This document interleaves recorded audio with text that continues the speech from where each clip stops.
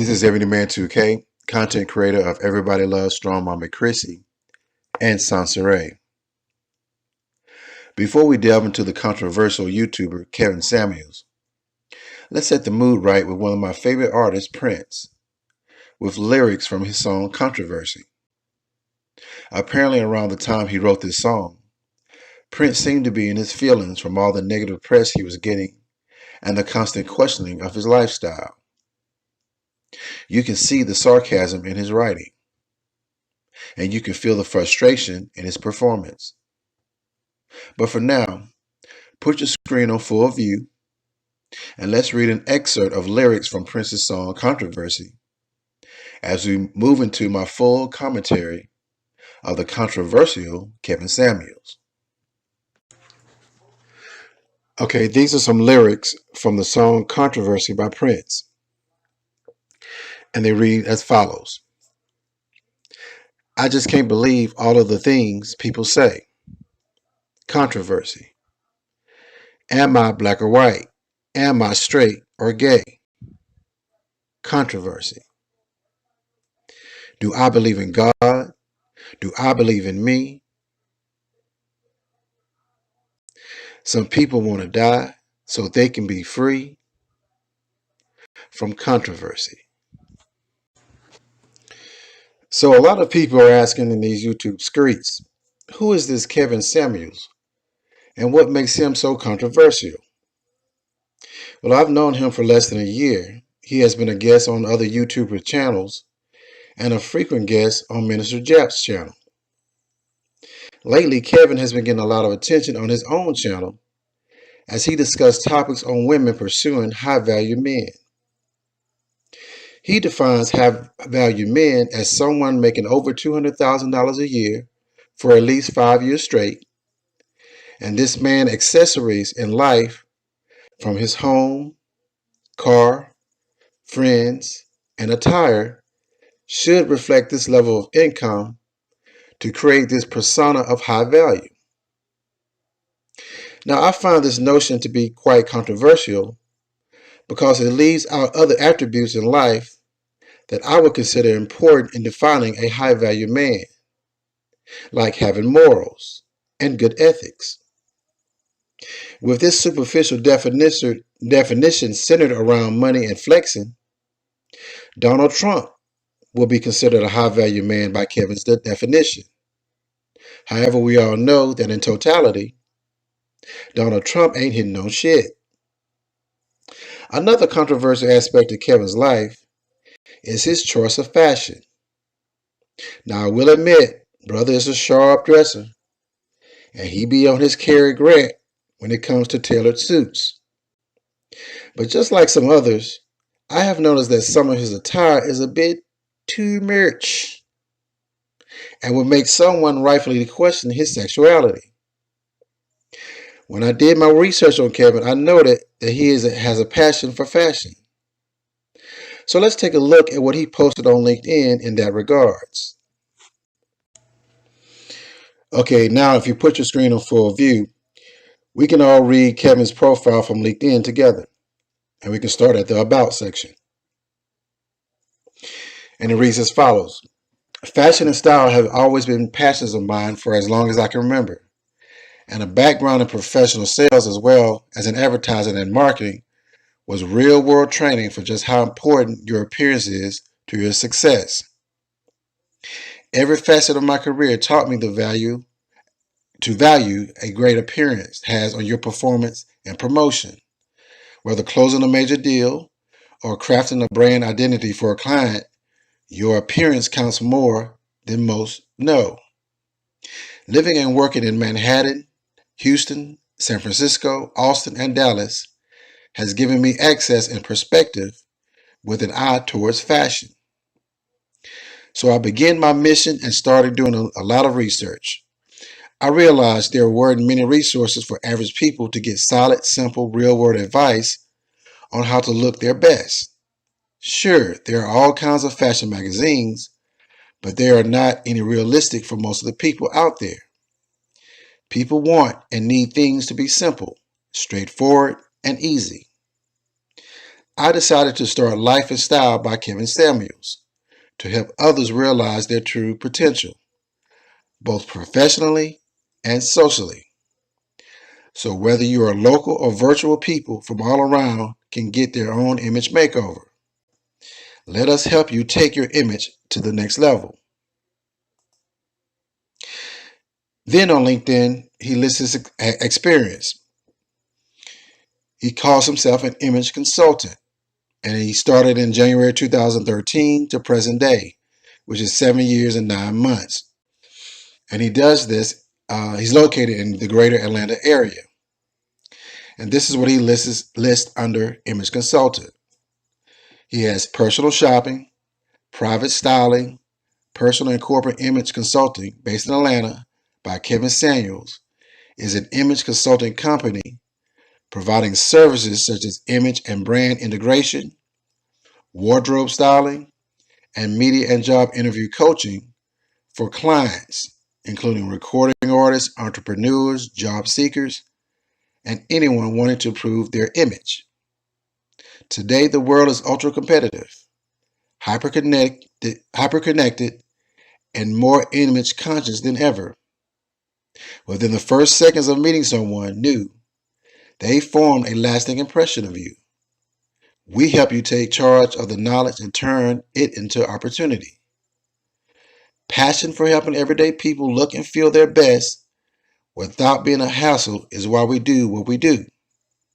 And the best part is we make it simple and easy. You don't have to know all of the best looks, just what looks best on you. Again, like I said before, I have noticed that some of the fashion attire Kevin wears is a bit too much and would make someone rightfully question his sexuality. Let us now take a look at some of the questionable photo shots in a slideshow form with music, as we see Kevin Samuels tiptoe through the tulips, tooted and booted. Let's go.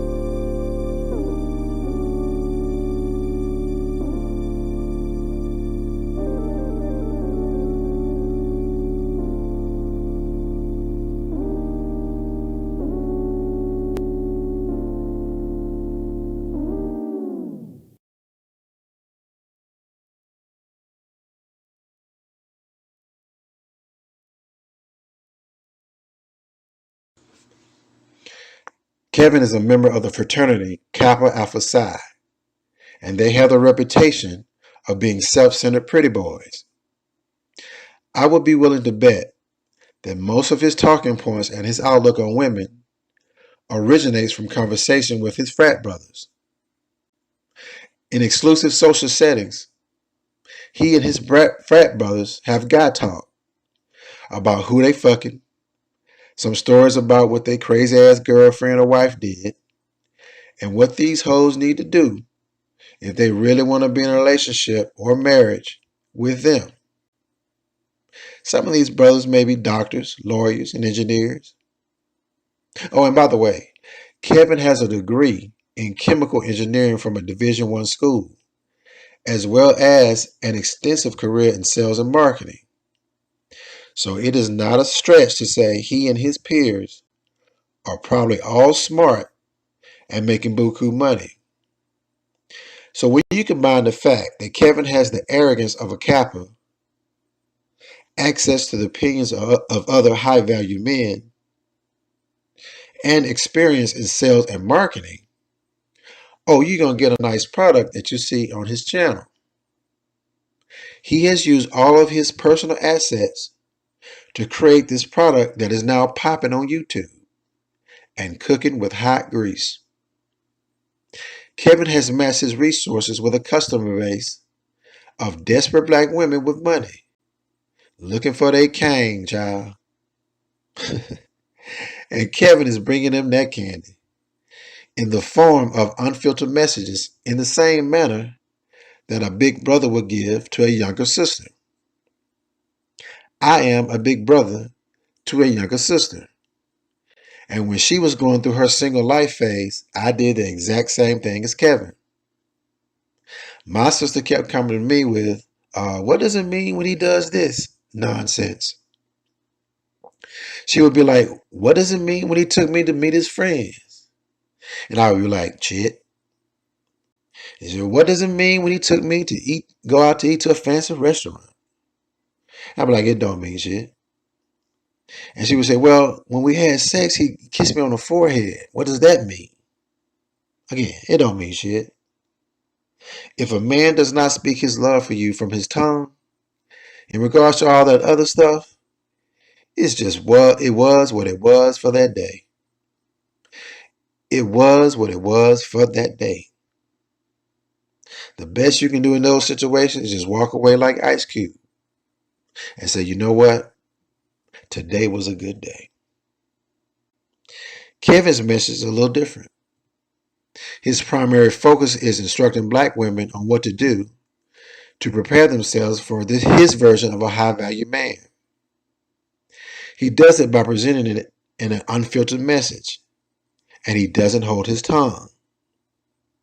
As a fellow big brother to our sisters, I at least respect him for that. Now let's listen to an audio clip of one of his lives where he interacts with the caller. Maria, you're here. Finally. Go ahead and unmute yourself. Hello? Yes. Oh, yes. Oh, have you called in before? No, this is the first time. Okay, go ahead. What can I do for you? Yes. I was hearing about your perspective saying that women are, you can easily find a man to marry you from the age of 18 to 25. I did not say easily. Oh, I know who you are. Okay, let's go. Go ahead. Let's go ahead and do this. So what I'm saying here. All right, come on, Miss Feminist. Maybe. Come on, Miss Feminist. That shit didn't work on Donovan Sharp. It ain't gonna work on me either. No, it's not gonna work on me. If you didn't have a good time with Donovan, you're not gonna have a good time with me. You are being hostile. You're not even letting me speak. I'm not being hostile. I'm just being direct. Yes, you are. Okay, lady, let me tell you something right now. I'm not being hostile. I'm being direct. If you're gonna use the word, use them appropriately. Okay, so you can have some type of politeness and some answer. I'm having politeness, man, but I'm not going to have you condescend to me. First off, you came in and you said it incorrectly. I didn't say what you said. So let's do this. Let's start over. What did you think that you heard I said? What did you think I said? You say that the women after the age of 25 or 20 something, you know, they cannot have the ability to secure a man that can let them stay at home after, having children. That's not what I And said. That's not what I said. That's your interpretation. That's not what I said. But go ahead. Yes. So I believe that your teaching somehow kills women's hope, because it is possible indeed for a female after the age of 25 secure a high value man. Okay. No. Let's hold on. Let's define secure. What do you mean by secure? Being married, marry him. Okay. And how old are you? Being his wife. I'm 27. How old is your husband? I'm single. I'm in a relationship, but I'm not married. You're not secure. No, right. For option. Right. So what does your husband do for a living? He's not my husband. He's a boyfriend. Oh, okay. He's a CEO. Right. Yeah, he's a CEO. He's a CEO. Great, but what? Yes. Okay. So, how long have you been with your fiance? I think 1 year and 2 months. Okay. Yeah. He's a fiance? No, he's a boyfriend. Okay, he's a boyfriend. A year and 2 months. Okay. Do you want to marry him? I don't know, because he don't want to have kids. So do you want to have children? that I'm kind of yes, in the future. So you want to have children, but you're still with a man who doesn't want to have them. Hold on, ma'am. Aren't you kind of destroying your hopes for children? Maybe yes. Maybe not. Maybe no, ma'am. You want to have children. He does not, and you've been with him for 14 months. Aren't you destroying your own hope for children? But I can convince him. I can change his mind. Oh, exactly. So you can convince a CEO to change his mind on children. Has he been married before? Yes. Does he have any children? No. He don't have. All right. He does not have any children. So his wife could not convince him to have kids, but you think his girlfriend can. All right. Next point. If he was not a CEO, would you still be with him? Absolutely, yes. You would. He has so amazing qualities. If he drove Uber, you would be there. Not that low as well. Oh, okay. So there is an economic bottom floor that you will be willing to accept. Exactly. Right. Because you understand. I get it. So, ma'am, I'm telling women the realities that you just laid out. And even you're willing to accept them. So how am I destroying women's hopes when you're willing to accept them in your life? What I'm saying here is that when you put these, tragic ends for women who are above the age of, 27, No, ma'am, it's not 30. Tragic. It's statistical, ma'am. That is facts. It's not tragic. Because, okay, let me tell you about the high value people that I know. No, ma'am. I don't want to know about the high value people. I like to keep it. No, ma'am. See, I don't. You called to talk to me about what I said. I don't want to talk about the people you don't know. All I need to know about is you. Are you a high value woman? Of course I am. So why are you with a man who does not want to make you his wife? He asked me to marry him, but the fact that he doesn't want to have kids. Hold on, ma'am. He actually proposed to you? Yes. He dropped to one knee in public and dropped and gave you a ring of significant heritage and asked you to be his wife? Was not in public. Okay, of course not. Of course not. Of course it wasn't in public. Of course not. It wasn't in public. Never is. And what month was this, man? His mother, his father, ma'am. You've been together 14 months. You've been together 14. You can't talk over me, ma'am. I will be. Yes. And what month did he propose to you without a ring in public? Was on the 8 after we kind of turned 8 months of relationship. Okay. 8 months. Yeah. He proposed to you without a ring and not in public. And you said what? No, he proposed me with a ring in front of his family. Okay. And you said what? Yes. I say I'm not sure exactly, because he told me from the beginning. You said you're not sure, but you're still there 6 months later.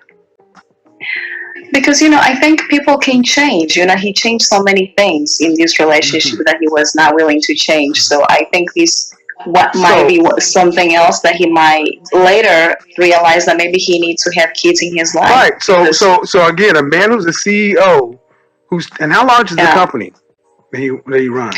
It's a big company. It's a company that makes about 30 million euros. No. But how many employees? I think it's about 500. So you mean to tell me? So you don't count the international ones. Excuse me. So you mean a man who runs a company of 500 people and has to make decisions for 500 people can't make decisions for his own life? I think he knows what he wants. That's why he's in charge. That doesn't mean anything. No, ma'am. See, you said he could change his mind. He could, but CEOs are leaders for a reason. He has a direction he's going, and that's why he gets the big bucks. But yet you think you're going to get him to change, and the woman that he married didn't get him to change. I have a better question for you, though. Would you advise young ladies to do what you're doing? Absolutely not, because my way of thinking, my way of operating. At least we're on the same page with that. You would not advise young ladies to do what you're doing. Yeah.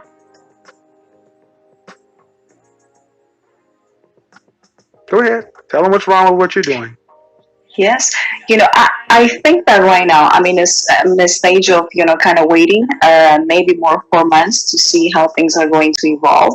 And if he says like, I really don't want to have children, I want to be like a child-free man, and then I might, go find someone who have the same goals as me in the future. So if I recall correctly, when you were going back and forth with Donovan, if I'm correct, I thought you said you have high value men around you. You know high value men. Yes. So why are you dealing with this person who does not want what you want if you have other options?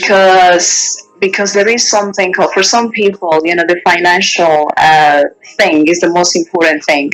Financial people who have enough money. I get it. So he has enough money. He has. No. So he has enough money. So he has enough money to get you to waste your womb time. No, he has other qualities. No, ma'am. No, ma'am. He doesn't have those qualities if he was driving Uber. You said that.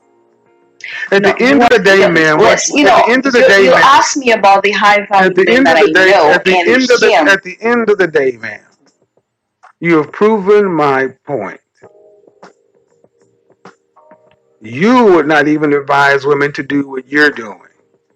Ladies, listen to what your godfather has been telling you. I have no dog in the fight to try to hurt you. But this woman came in and even justified and made the point through her own life. Over a certain age, you don't have as much leverage as you think you do. And you're not going to get a high value man to change. He is who he is, and he says what he says. You're not going to convince him to all of a sudden decide to want to have kids if he doesn't want. You have a choice. Remember when I said to that other young lady, high value men don't tell you what to do. They just say, this is what I will and I won't be willing to accept. It's up to this woman to decide whether or not she wants to stay or leave. Go ahead. But I think you're not letting me, talking my points, because you are more. Because I'm not letting you talk your points because I'm running my show. It's not about you. See, you're coming over here for attention. That's why you're looking in the comment section versus having a conversation. I'm not even looking in the comment section. But I'll tell you what. Here's what we do for women like you. You can go ahead and have the last word. Go ahead and have the last word. I just think that the way you kind of operate. The way I kind of operate. I get it. Yeah.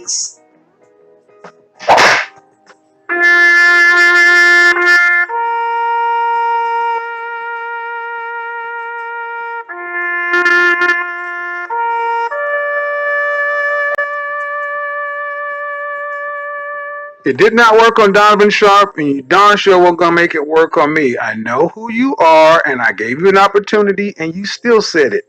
No, I would not advise a woman to do what I'm doing, yet you're still doing it. No one needs to listen to you. That in and of itself is all anyone needs to hear, especially women. Okay, on the last part of this commentary, we're going to look at the performance on Kevin's YouTube channel and end with an estimate of his earnings per hour from one of his most recent videos. On your screen now is a summary table of subs, views, and estimated advertisement earnings by day for Kevin's YouTube channel. And this is provided by the website socialblade.com. It is to be noted that Kevin started this channel in 2015. Kevin currently averages 434 new subs a day, 70,000 views a day, and earns $280 a day for a total estimated monthly earnings of $8.4 thousand a month. And that's in advertisement alone.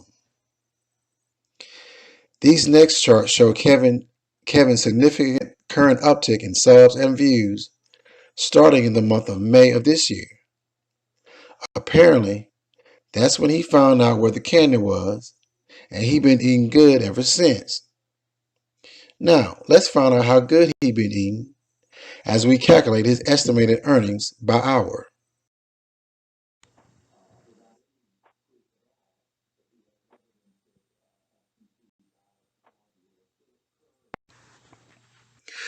This is Everyman 2K. This video will serve as a follow-up to the first video commentary on Kevin Samuels that I did a few days ago that featured an initial look at his background, talking points, and estimated earnings. Well, I have done more research on Kevin, and I have reached the conclusion that Kevin is selling his audience a bunch of hot shit in regards to the notion of the concept of high-value men. That's right. Kevin Samuels is selling his audience a bunch of hot shit. And you know what's worse than that? He knows he is selling his audience hot shit, and he is milking this scam until it dries up. Kevin has a degree in engineering from a Division I school. I also have a degree in engineering from a Division I school. So I know for a fact Kevin has to be smart. You cannot slip through an engineering program from a D1 school without being so. So trust me when I tell you Kevin knows exactly what he is doing. I noticed that when he gets called out on his BS, he gets very defensive. He tries to deflect, and then he paints this narrative that his critics are haters who are just mad that they ain't high value and part of this exclusive 1%. Well, here's my thing. If 99% of his male audience would not be high value men, and 99% of his female audience would never get a high value man, then what the fuck are we doing? Again, I ask, what are we doing? I know what Kevin Samuels is doing. Kevin's making all the quick YouTube money he can right now, so that by the time you figure out his scam, he will already be on to something else, like sniffing perfume or cologne or some shit. As a matter of fact, let's take a look at how much Kevin makes on one of his average YouTube videos. On the screen now is something that may tickle your fancy, because it damn sure tickled mine. This is a summary of those super chats that Kevin gets during his lives. In this recent video called There Ain't No High Value Men, Is This What's Wrong with Relationships?, Kevin had a total of 72 super chats that included two $50, two 100s, and one at $222. The total amount he earned after the 30% YouTube cut was $715 in super chat earnings. Now, if you take that $715 from super chat and add it to the amount of $208 that he made in advertisement on this video, as seen on the screen, He earned a total of $923 on this video over an estimated 4-hour span. And that span includes the video time and any prep time he had before it. That leaves him with a pay rate of approximately $230 per hour. $230 per hour, y'all. $230 per hour is the billable rate of my attorney. And he is experienced and highly skilled. So when I see this $230 that Kevin is making on these videos, he is not bullshitting around, y'all. He is not bullshitting around. Now, you can kiki all you want about how he dressed, and he may be gay or maybe not. But at the end of the day, Kevin Samuels is making that guap. Kevin Samuels is making that guap.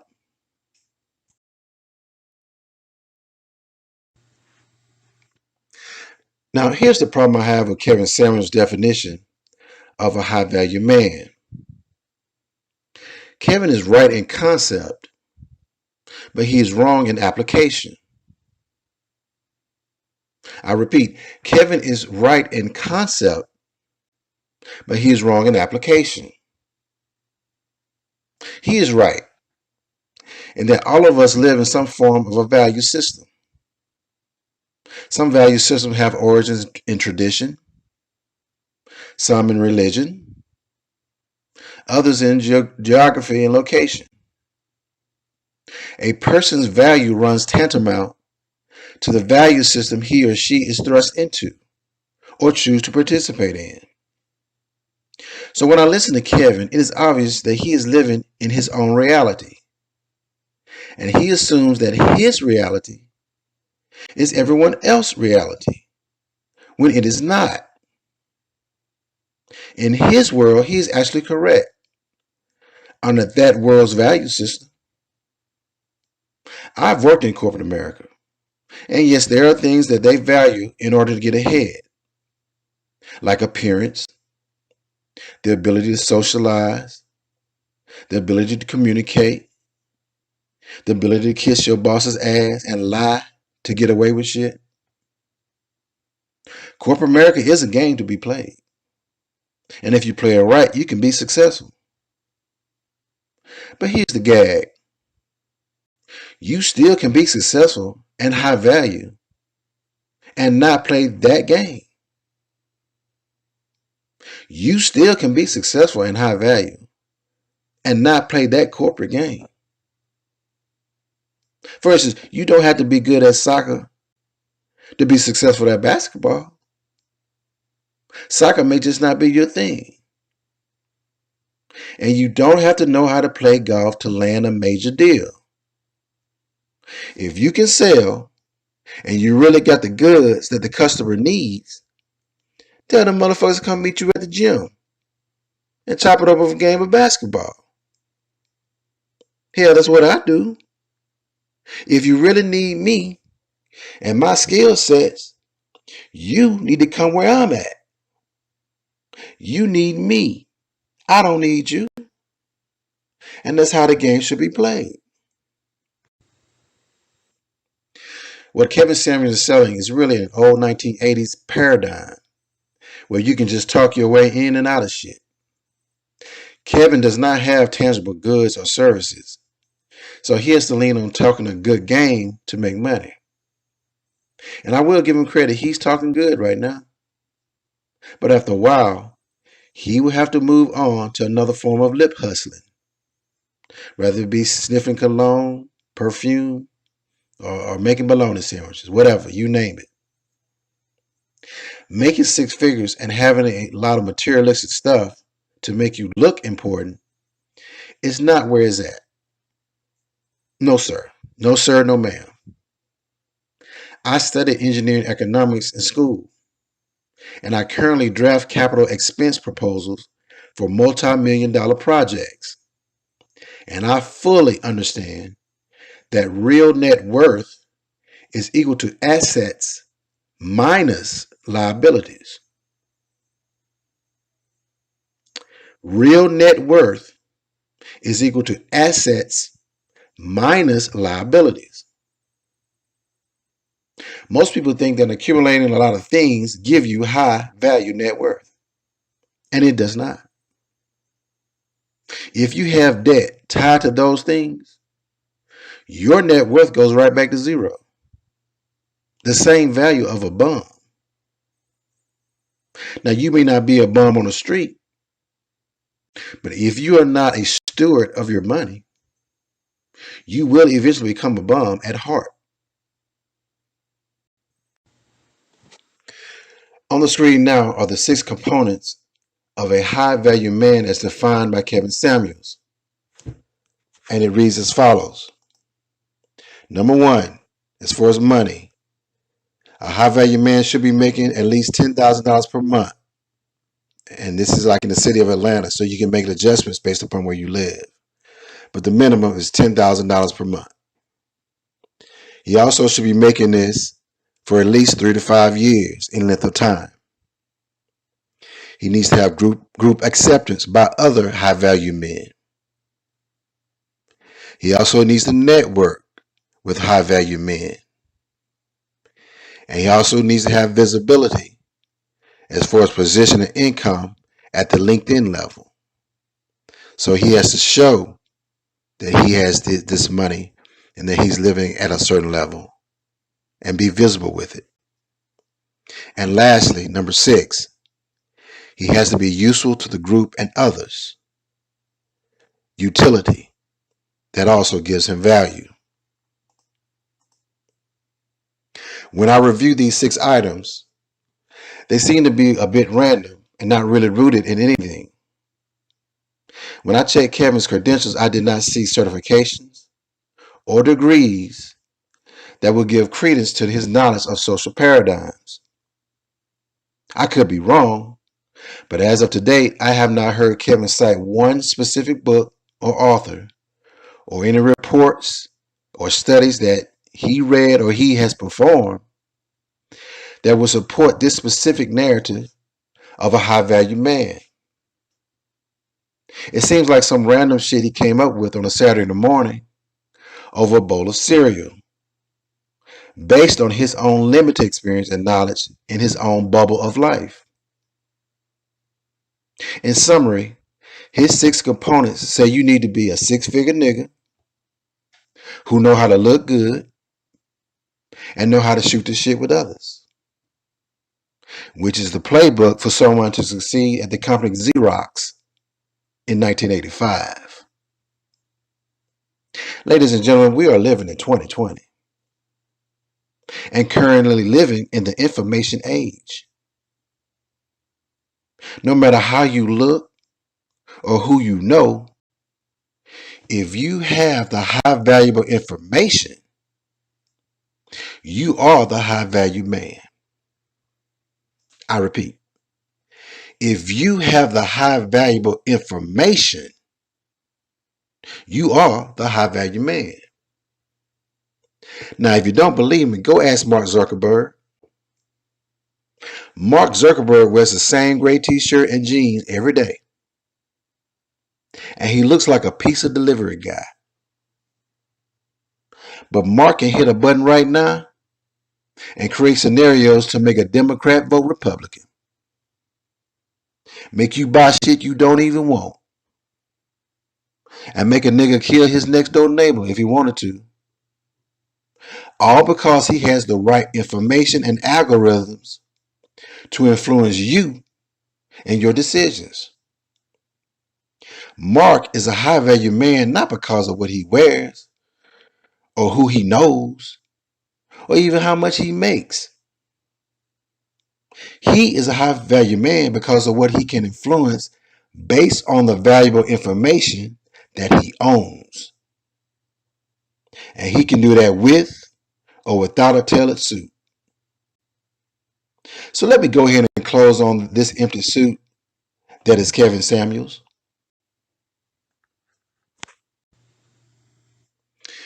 You know, there's an old school nigga joke that probably originated from some rich white man at an exclusive country club somewhere.